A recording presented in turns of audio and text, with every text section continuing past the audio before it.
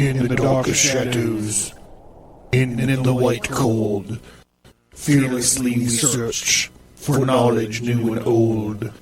We drink the strong spirits and read ancient tomes, the order Abracast.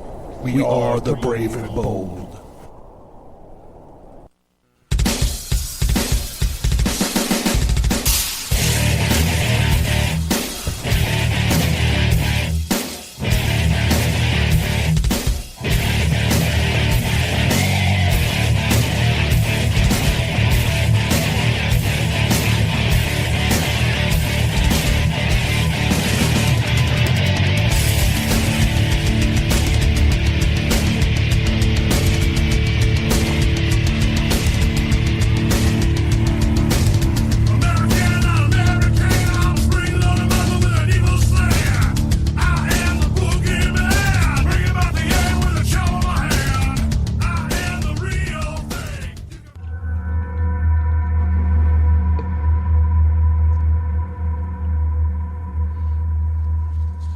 The Abracast. Occult. History. Conspiracy. Violence.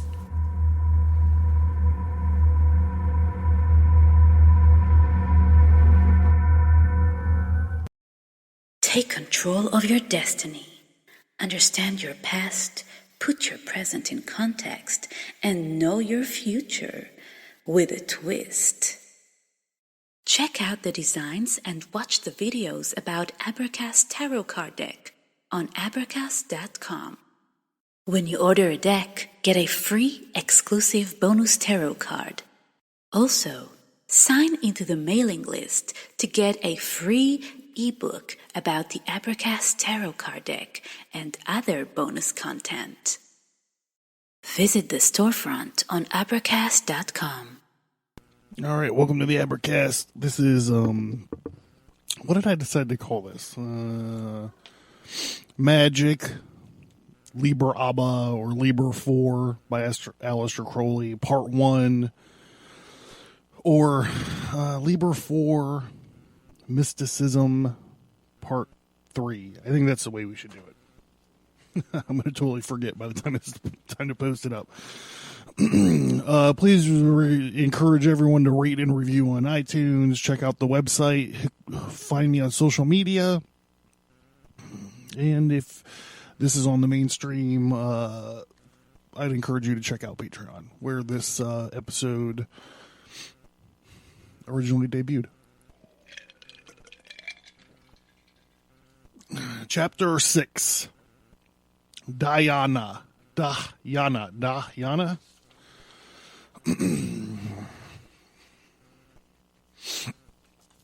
This word has two quite distinct and mutually exclusive meanings. The first refers to the result itself. Dhyana is the same word as the Pali jhana.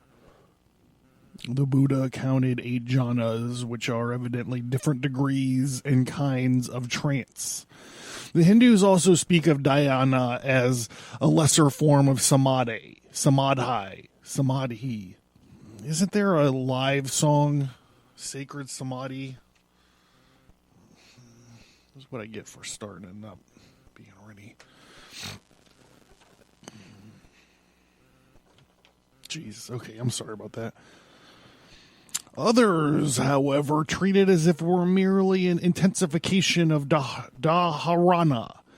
Pat Jolly says dharana is holding the mind onto some particular object, unbroken flow of knowledge in the subject is dhyana.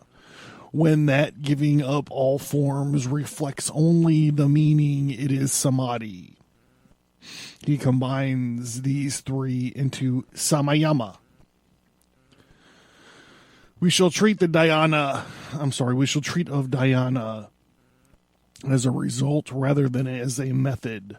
Up to this point, ancient authorities have been fairly reliable guides, except with regard to their crabbed ethics. But when they get on the subject of results of meditation, they completely lose their heads. They exhaust the possibilities of poetry to declare what is demonstrably untrue. For example, we find in the Shiva Samhita that he who daily contemplates on this lotus of the heart is eagerly desired by the daughters of God, and has clairaudience, clairvoyance, and can walk in the air. Another person can make gold, discover medicine for disease, and see hidden treasures. All this is filth. Not one to mince words, I guess. What is the curse upon religion that its tenets must always be associated with every kind of extravagance and falsehood? There is one exception in the AA whose members are extremely careful to make no statement that all that cannot be verified in the usual manner. Or where this is not easy, at least avoid things like dogmatic statement.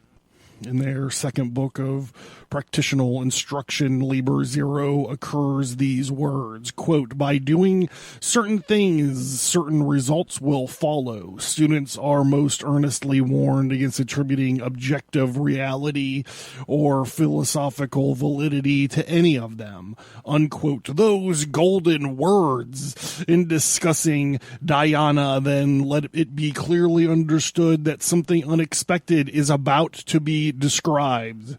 We shall consider its nature and estimate its value in a perfectly unbiased way without allowing ourselves the usual rhapsodies or deducing any theory of the universe. And one, whoa, that certainly was not expected.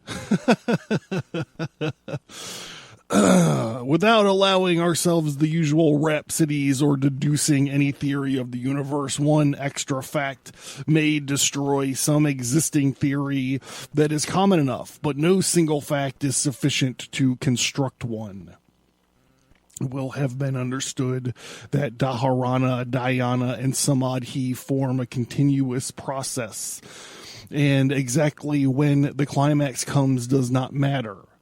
It is of this climax that we must speak, for this is a matter of experience, and a very striking one. In the course of our concentration, we notice that its contents of the mind at any moment consisted of two things and no more: the object variable and the subject invariable, or apparently so. By success, dharana and object has been made as invariable as the subject. Now, the result of this, that the two become one, like the song says, this phenomenon usually comes as a tremendous shock. It is indescribable even by the masters of language. It is, therefore, not surprising that semi-educated stutterers wallow in oceans of gush. all the poetic faculties and all the emotional faculties are thrown into a sort of ecstasy by a occurrence which overthrows the mind and makes the rest of life seem absolutely worthless in comparison. Good literature, in principle, a matter of clear observation and good judgment expressed in the simplest ways. For this reason, none of the great events in history, such as earthquakes and battles, have been well described by eyewitnesses, unless those eyewitnesses were out of danger. But even when one has become accustomed to dhyana, by constant repetition, no words seem adequate. One of the simplest forms of dhyana may be called the sun. The sun is seen, as it were, by itself, not by any observer, although the physical eye cannot behold the sun, one is compelled to make a statement that this sun is far more brilliant than the sun of nature. The whole thing takes place on a higher level. Also, the conditions of thought, time, and space are abolished. It is impossible to explain what this really means. Only experience can furnish you with an apprehension. A further development in this appearance of the form, which has been universally described as human, although the persons describing it proceeded to add a great number of details which are not human at all.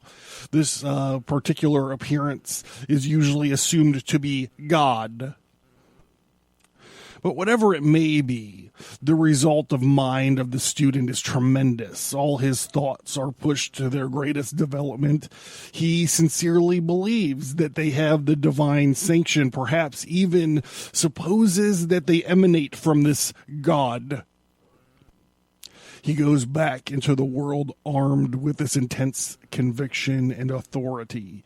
He proclaims his idea without the restraint which is imposed upon most persons by any doubt, modesty, and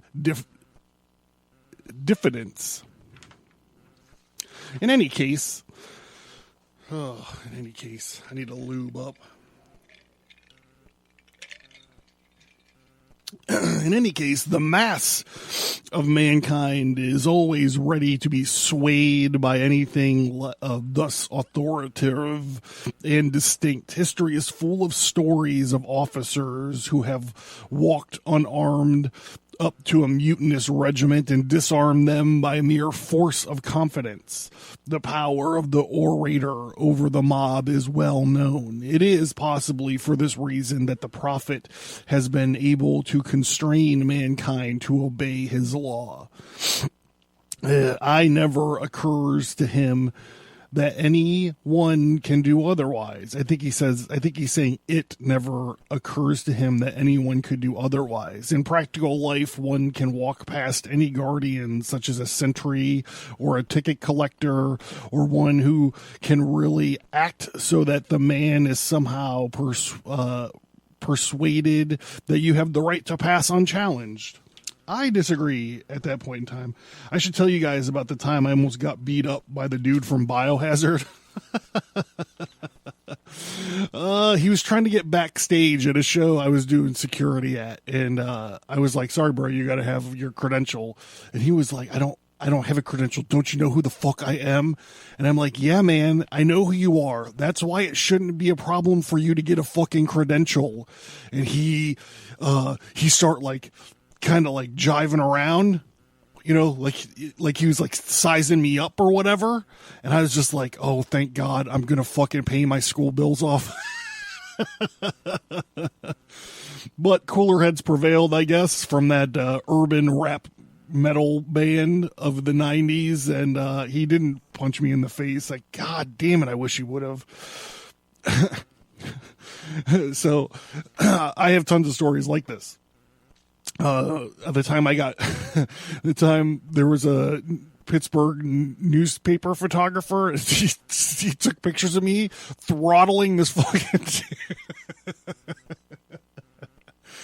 Oh boy. The one that got published though was not nearly as bad as it could have been, I suppose. I'm sorry, back to this. The power, by the way, is what has been described by magicians as the power of invisibility. Somebody or other has an excellent story of 4 quite reliable men who were on the lookout after a murderer and had instructions to let no one pass, and who all swore subsequently in the presence of the dead body that no one had passed, and none of them had seen the postman. Thieves who stole... I apologize for this. I have no idea what this word is. The thieves who stole the Gioconda from the Louvre were probably disguised as workmen and stole the picture under the very eyes of the guardian, very likely got him to help them. It's like the Thomas Crown affair.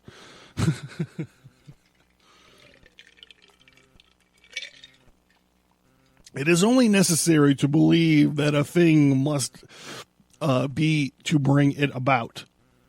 This belief must not be an emotional or intellectual one. It resides in a deeper portion of the mind, yet a portion not so deep. But that most men, probably all successful men, will understand these words, having experience of their own, which they can compare it. The most important factor in dhyana is, however, the annihilation of the ego. We've spoken about this before. Our conception of the universe must be completely overturned if we are to admit this is valid. And it is a time that we considered what is really happening. It will be conceded that we have given very rational explanation to the greatness of men. They had an experience so overwhelming and out of proportion to the rest of the things that they were freed from all petty hindrances, which prevent the normal man from carrying out his projects.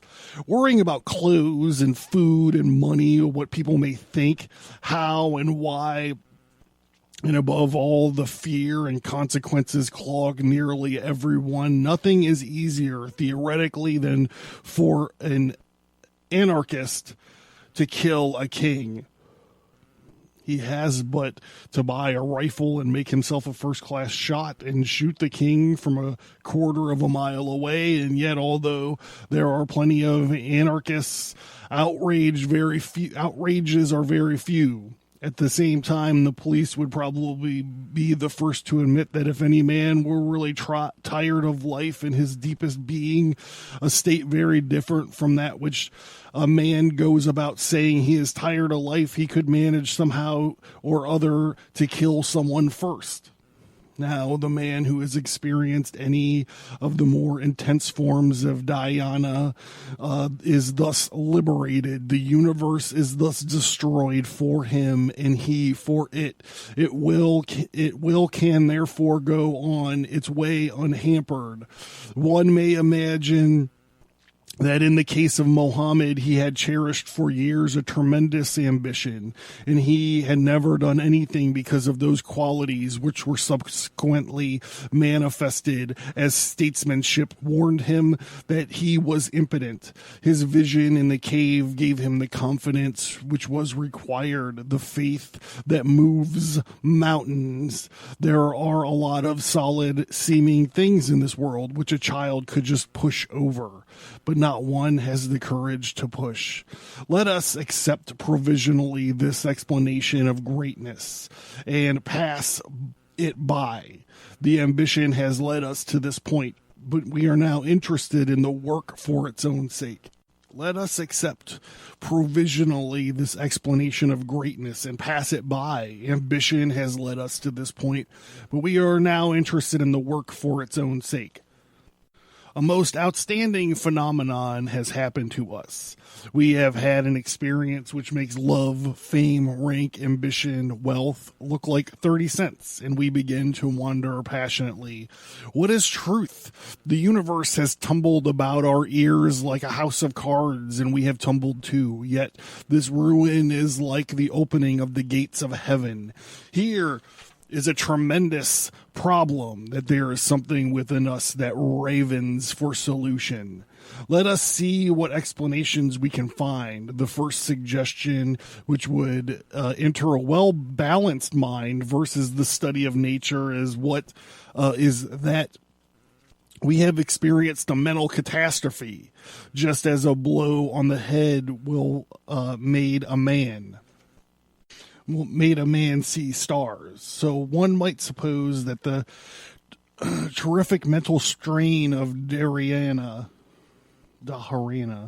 has somehow overexcited the brain and caused a spasm, or possibly even the breaking of a small vessel. There seems no reason to reject this explanation altogether, although it would be quite absurd to suppose that to accept it would be to condemn the practice. Spasm is a normal function of at least one of the organs of the body.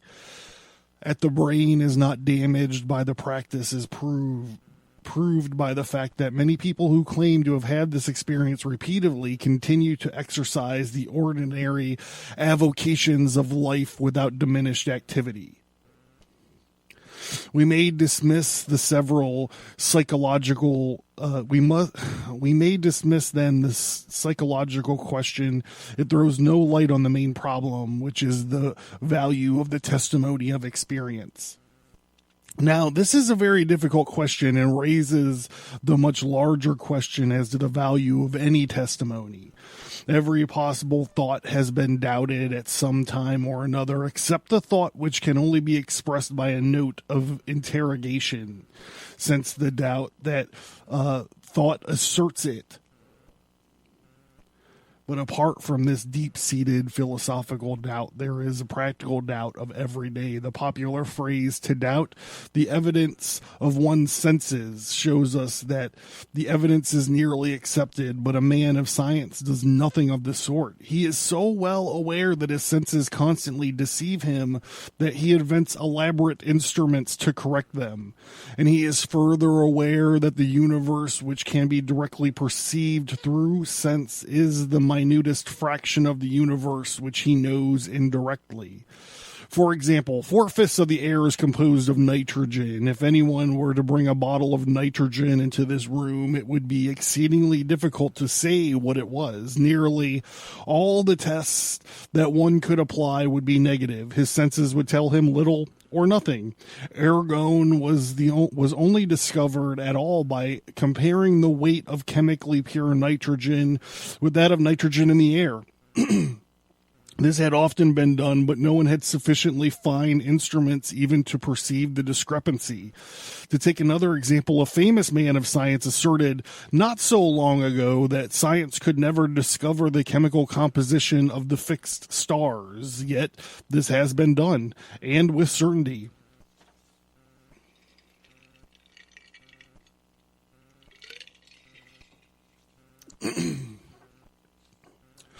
If you were to ask your man of science for this theory of the real, he would tell you that there is ether which cannot be perceived in any way by any of these senses or detected by any instruments, and which possesses a quality which are, to use ordinary language, impossible.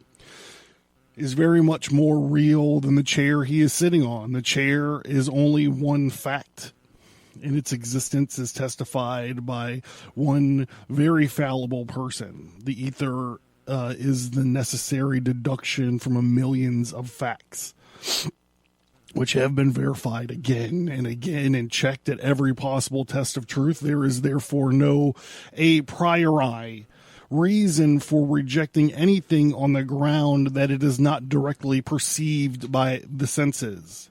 To turn another point, one of our tests of truth is the vividness of the impression. An isolated event in the past of no greater importance may be forgotten, and if it be in some way recalled, one may find oneself asking, did I even dream that? Or did it really happen? What can never be forgotten is the catastrophic, the first death among the people that one loves, for example, who would never be forgotten. For the first time, no one would realize that one had perceived, merely known. Such an experience sometimes drives people insane. Men of science has been known to commit suicide when their pet theory has been shattered. Oh boy, we're gonna do a Climate Gate episode at some point in time. This problem has been discussed freely in science and Buddhism. Which you could find in Crowley, the collected works.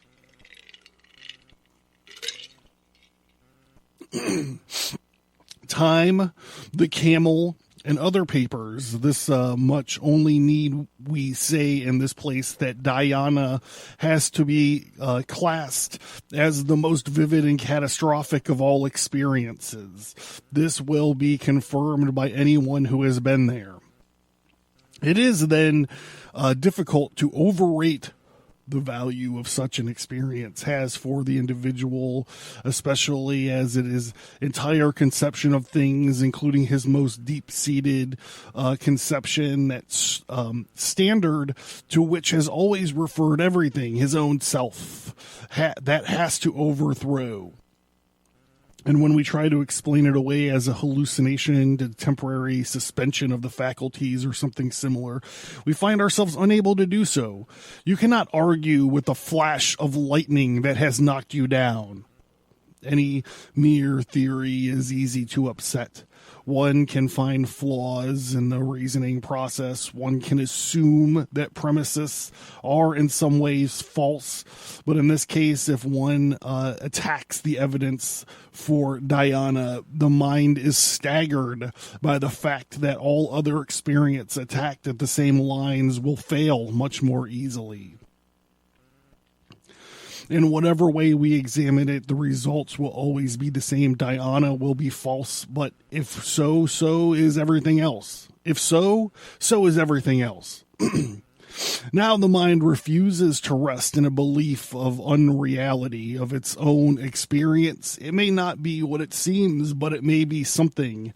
And if ordinary life is something, how much more just that be by whose light ordinary life seems nothing.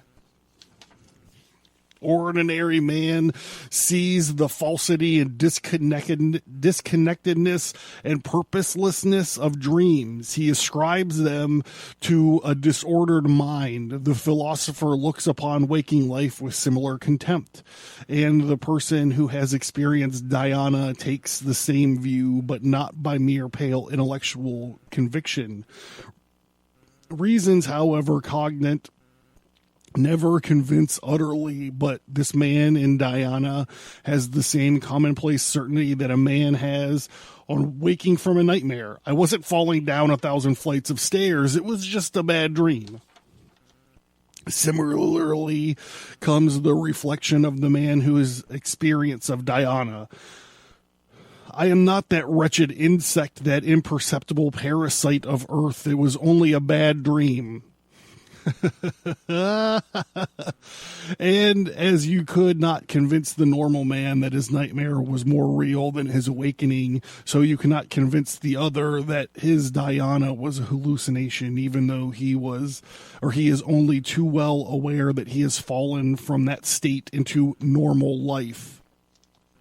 It is probably rare for a single experience to upset thus radically the whole conception of the universe. Just as sometimes the first moment of waking, there remains a half doubt as to whether dream or waking is real. But as one gains further experience, when Dhyana is no longer in shock, then the student has had plenty of time to make himself at home in the new world. This conviction will become absolute. Another rationalist consideration is this. The student has not been trying to excite the mind, but to calm it. Not to produce any one thought, but to exclude all thoughts, for there is no connection between the object of meditation and the Dhyana. Why must we suppose a breaking down of the whole process, especially as the mind bears no subsequent traces of any interference, such as pain or fatigue? Surely this once, if never again, the Hindu image expressed in the simplest theory. The image is that of a lake unto which 5 glaciers move. These glaciers are senses, while the ice is breaking off constantly into the lake. The waters are troubled. If the glaciers are stopped, the surface becomes calm. But then, and only then, can it reflect unbroken the disk of the sun. The sun is the soul or God. We should, however, avoid these terms for the present on the account of their implications. Let us rather speak of the sun as some unknown thing whose presence has been masked by all things known and by the knower.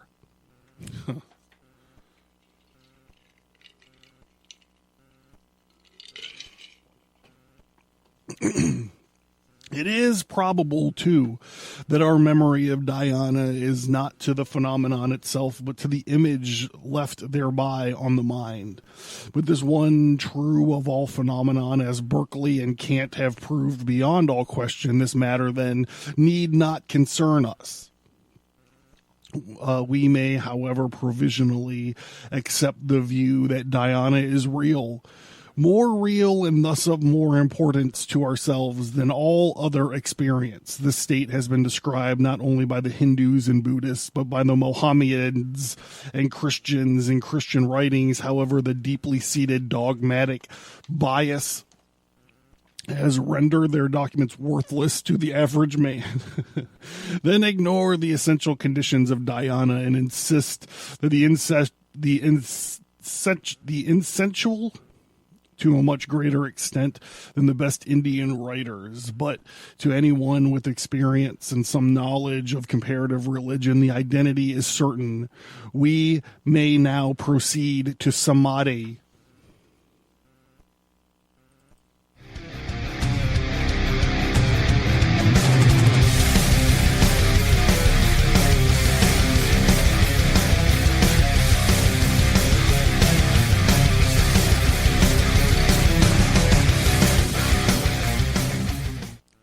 Are you interested in the occult, history, conspiracy, and violence? Learn more at Advertise.com. Find more episodes on this topic. Sign up for the mailing list for bonus content. Get access to the show archive.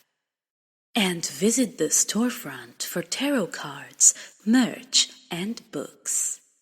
Learn more at Advertise.com.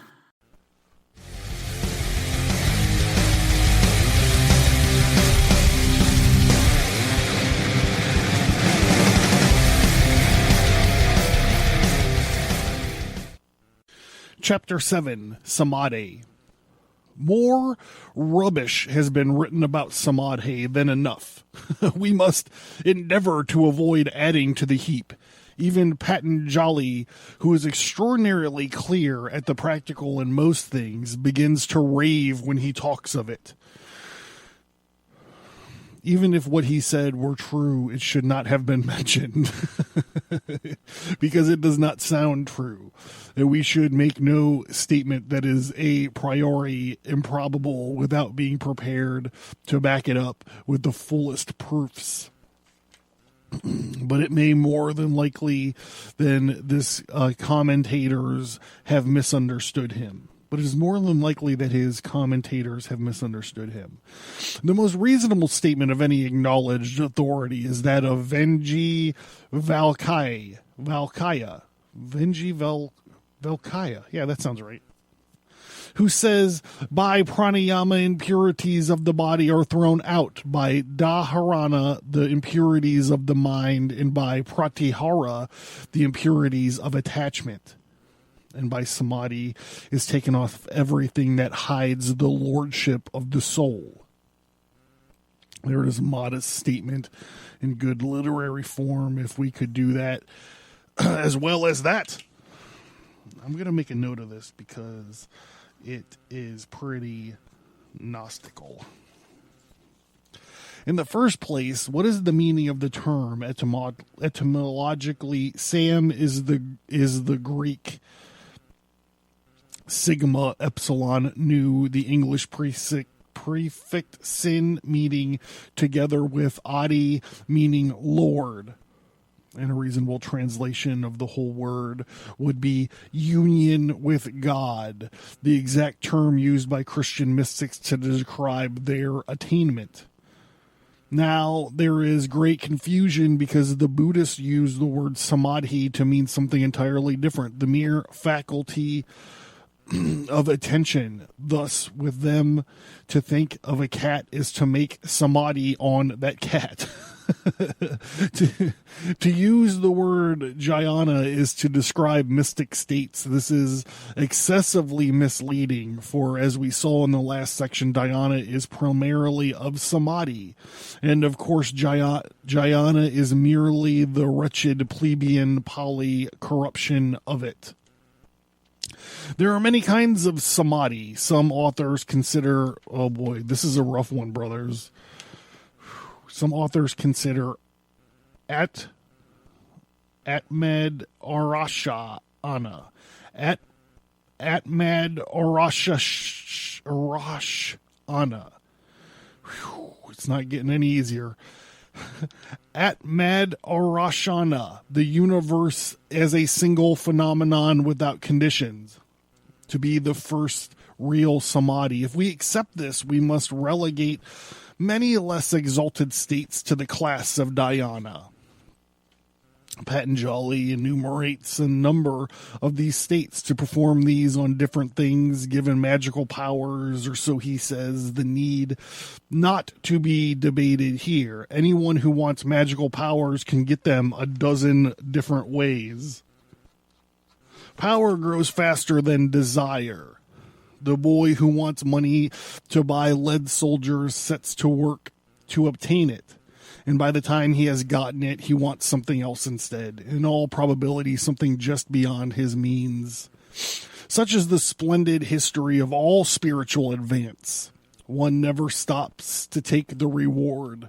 One shall therefore not trouble at all about what samadhi may or may not bring as far as its results in our lives are concerned.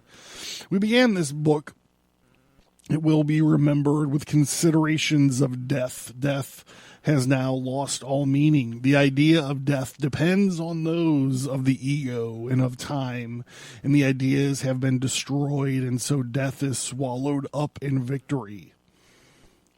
We shall now only be interested in what samadhi is in itself, and if the conditions which use it. Let us try a final definition. Dhyana resembles samadhi in many respects. There is a union of the ego and the non-ego, and a loss of the sense of time and space and casualty. Duality in any form is abolished. The idea of time involves that two consecutive things, that of space, two non-coincident things, that of the causality of two connected things. These dhyanic conditions contradict those of normal thought, but in samadhi they are very much more marked than in dhyana. And while in the latter it seems like a simple union of two things, in the former it appears as if all things rushed together and united. One might say that in dhyana there was still a quality latent, that one existing was opposed to many non-existing. In samadhi, the many and the one are united in a union of existence with non-existence. The definition is not made from reflection, but from memory. Further, it is easy to master the trick or the knack of dhyana. After a while, one can get into this state without preliminary practice, and looking at it from this point, one seems to be able to reconcile the two meanings of the word which we debated in the last section. From below, dhyana seems like a trance, an experience so tremendous that one cannot think of anything bigger, while from above it seems merely a state of mind, as natural as any other. Frater P is Crowley in this instance, I believe, before he had samadhi, wrote of dhyana. Perhaps as a result of this intense control, a nervous storm breaks. This we'll call dhyana. Samadhi is but an expression of this, so far as I can see. 5 years later, he would take this view. He would say perhaps that dhyana was flowing of the mind of one unbroken current from the ego to the non-ego without consciousness of either, accompanied by the crescent wonder and bliss. He can understand how that is a natural result of dhyana, but he cannot call dhyana in the same way a precursor of samadhi. Perhaps he does not really know the conditions which induce samadhi. He can produce dhyana at will in the course of a few minutes' work, and it often happens with apparent spontaneity. With samadhi, this is unfortunately not the case. He probably can get it at will, but could not say exactly how or tell how long it might take him, and he cannot be for sure of getting it at all. Sounds like a little bit like he's tooting his own horn.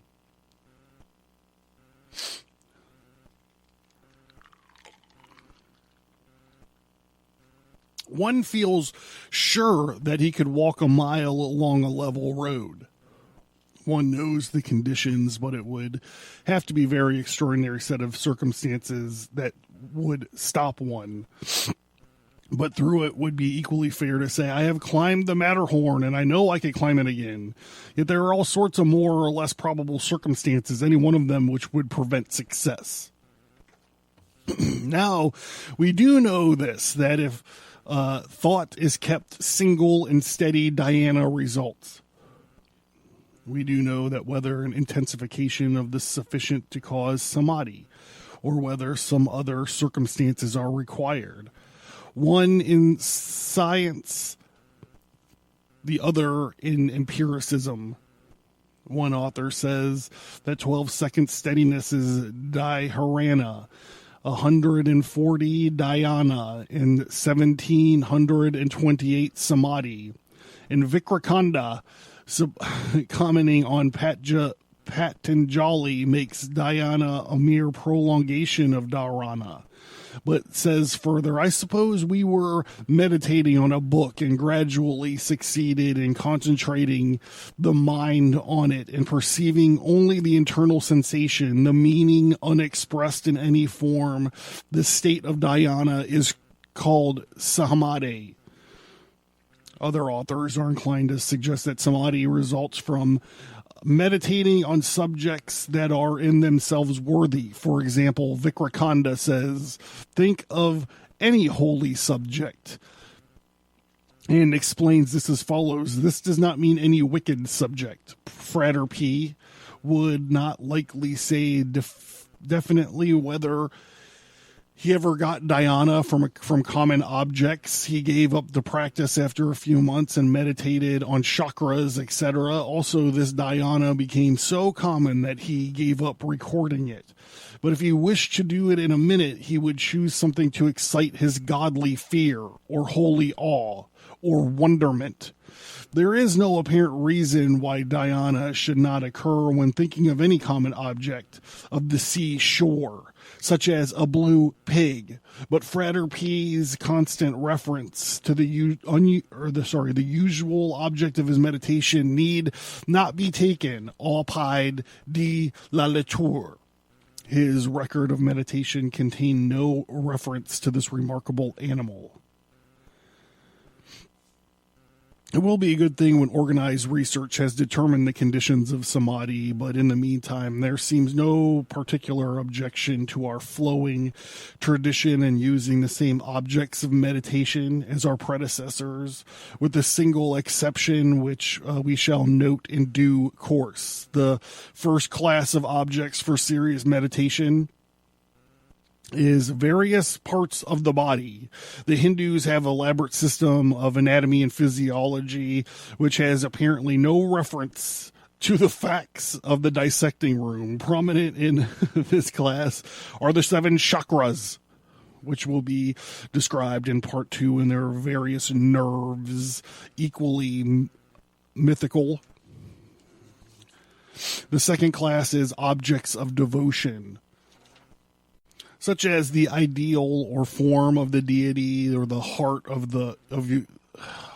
or body of your teacher, or some man whom you respect profoundly. This practice is not to be commended because it implies bias of the mind. You can also meditate on your dreams. This sounds superstitious, but the idea is that you have already a tendency, independent of your conscious will, to think of those things, which will consequently be easier to think of than others.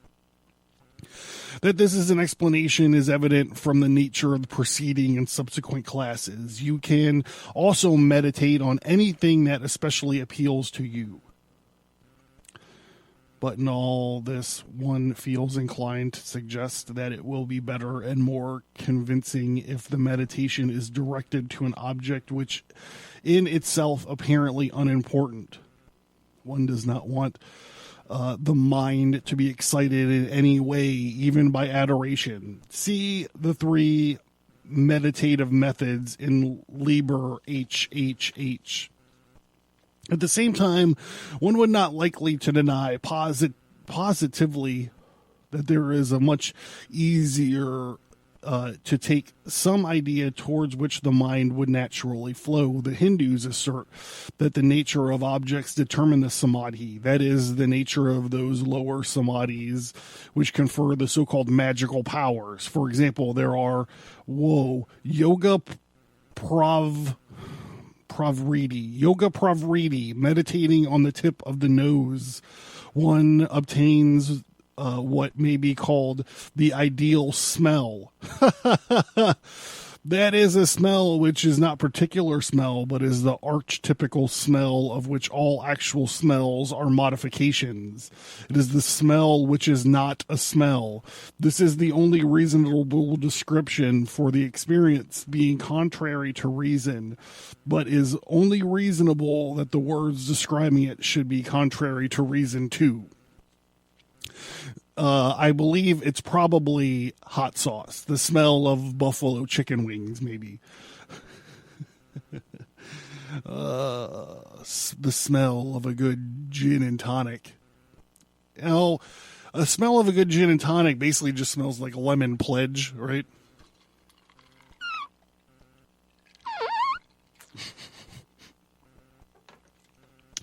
Similarly, concentration on the tip of the tongue gives the ideal taste, and the dorsum of the tongue the ideal contact. Every atom of the body comes into contact with every atom of the universe all at once.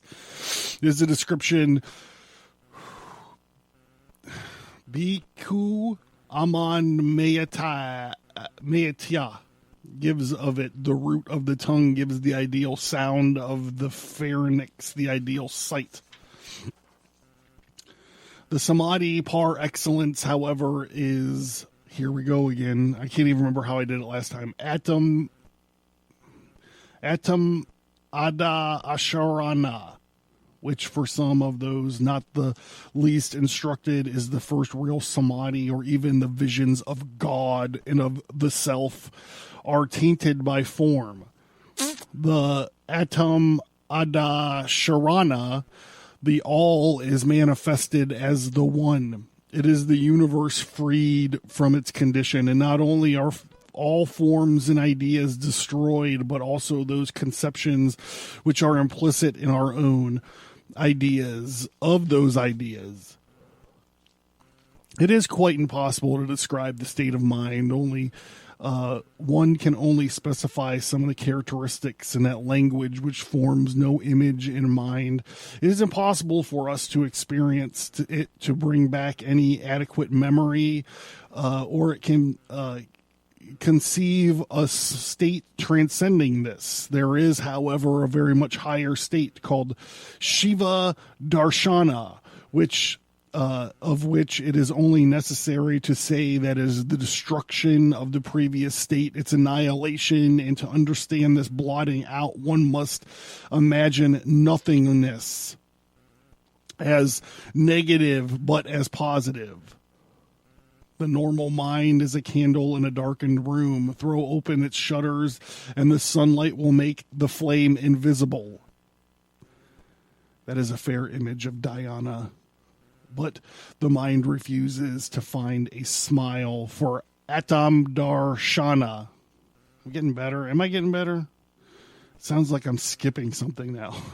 It seems merely ineffective to say that the rushing together of all hosts of heaven would similarly blot out the sunlight. But if we do say so, and wish the form a further image of Shiva Darshana, we must imagine ourselves as suddenly recognizing that the universal blaze is darkness and not a light extremely dim compared to some other light, but the darkness itself.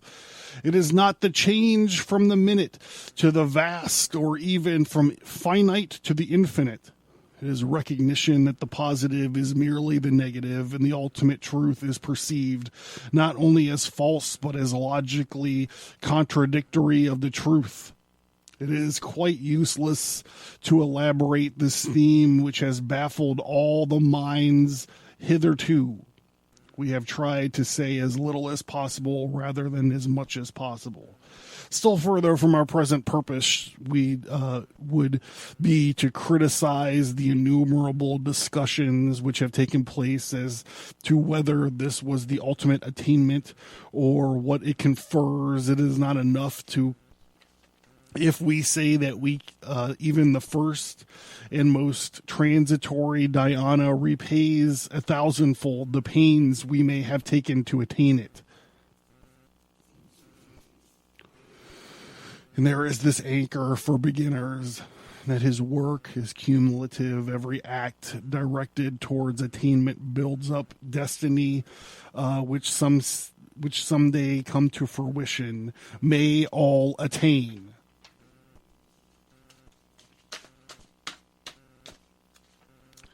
And that'll do it. And I'm out of here. This is the Abercast. I've been John Towers. This has been Liber 4 part. It's called Liber 4 Part 1 Mysticism. This has been Liber 4 Mysticism Part 3. There will be a part 2 accompany this. We're kind of break down the lessons of Liber 4. So thank you guys. Patreon, website, rate and review, newsletter. Not necessarily in that order. Thank you for listening, and we hope that you enjoyed the show. Please send an email or find us on social media and let us know what you think about the show. We would appreciate it if you would give us a 5-star rate and review wherever you find your favorite podcasts. You can find Stigmata Studios, graphic, novels, and comic books at apricast.com.